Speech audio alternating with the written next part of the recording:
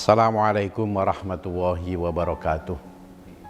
Alhamdulillah wassalatu wassalamu ala rasulillah wala haula wala quwata illa billah amma ba'du. Para pemirsa yang saya hormati, mudah-mudahan hari ini kita semuanya tetap dalam keadaan sehat walafiat setelah sekian hari kita menjalankan ibadah puasa. Para pemirsa Batu TV yang saya muliakan, ada 4 hal yang mungkin bisa menyelamatkan bagi seorang mukmin. Yang pertama, hati yang selalu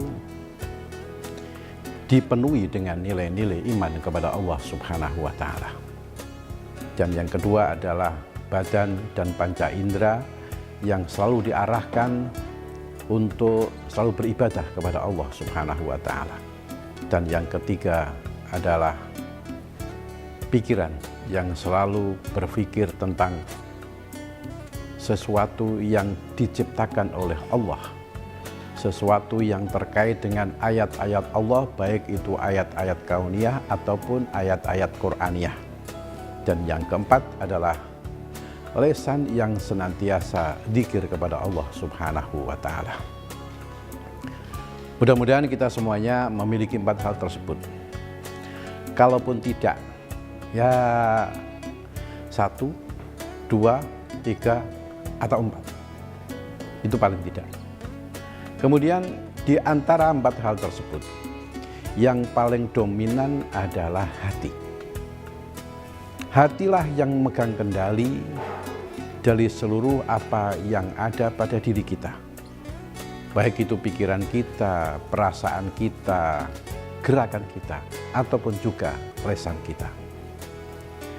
Nah, ibadah puasa di bulan Ramadan itu sesungguhnya adalah mendidik kepada diri kita agar hati kita ini menjadi hati yang baik, hati yang bersih, hati yang memiliki kejujuran, hati yang memiliki rasa kasih sayang, hati yang memiliki rasa empati, hati yang ikhlas, hati yang khusyuk, hati yang dipenuhi dengan rasa iba dan juga rasa peduli kepada sesama dan lain sebagainya.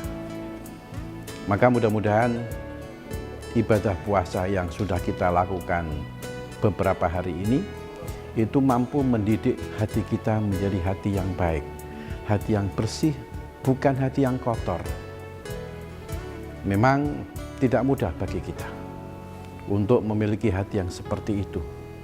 Ketika kita mungkin tidak mau bersyukur, ketika kita merasa bisa tapi sesungguhnya tidak iso, ketika kita mungkin tidak pernah mengambil pelajaran dari kejadian yang ada, utamanya ketika ada kematian. Hati yang tidak bisa menerima apa yang dianugerahkan Allah kepada kita, itu memang tidak bisa seperti itu. Maka oleh karena itu, puasa yang kita lakukan 1 bulan Ramadan ini sesungguhnya adalah mendidik hati kita untuk memiliki hati yang baik, hati yang bersih, hati yang tidak keras, hati yang tidak kaku, hati yang bisa menerima nasihat-nasihat kebenaran, dan lain sebagainya. Maka seorang tokoh yang bukan nabi, bukan pura wali, tapi diabadikan namanya dalam Al-Quran, yaitu Luqmanul Hakim. Beliau pernah memberikan nasihat kepada anaknya, "Wahai anakku, hati ibaratnya ladang yang sangat luas. Maka tanamilah ladang itu sebanyak-banyaknya amal kebajikan, amal kebaikan. Kalaupun tidak bisa tumbuh semuanya dari bibit-bibit amal yang baik itu, paling tidak ada sekian banyak yang bisa tumbuh dari bibit-bibit amal itu pada hati kita. Sehingga pada akhirnya kita memiliki hati yang sangat baik. Hati yang khusyuk, hati yang ikhlas, hati yang jujur, hati yang amanah, hati yang penuh kasih sayang, sehingga tidak ada hati-hati yang kotor. yang dipenuhi dengan rasa suudzon, yang dipenuhi dengan rasa iri, yang dipenuhi dengan rasa dengki, dan lain sebagainya. Hadirin, Bapak Ibu, para pemirsa semuanya, sekali lagi mari kita jaga hati kita dengan berpuasa ini. Tapi apakah semua orang yang berpuasa itu mampu mendidik hatinya seperti itu? Tentu tidak.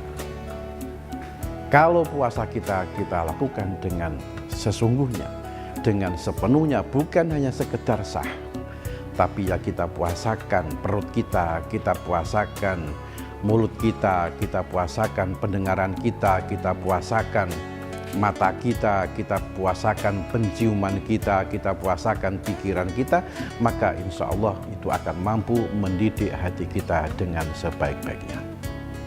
Ya, saya rasa itu yang perlu saya sampaikan kepada para pemirsa semuanya.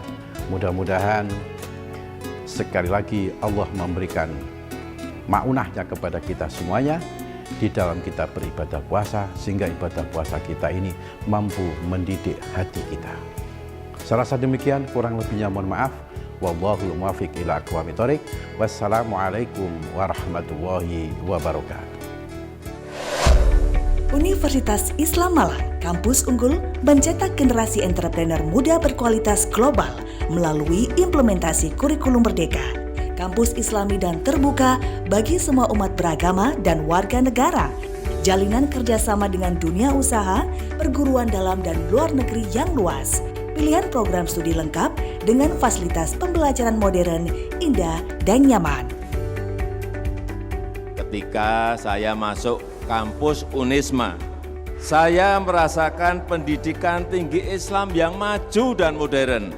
Di sini, Universitas Islam Malang, kampus entrepreneur muda kreatif, inovatif, produktif, unggul, berdaya saing nasional dan internasional, berwawasan global menuju world class university. Mau jadi pebisnis muda sukses dengan capaian gemilang yang kreatif, inovatif, serta bermoral?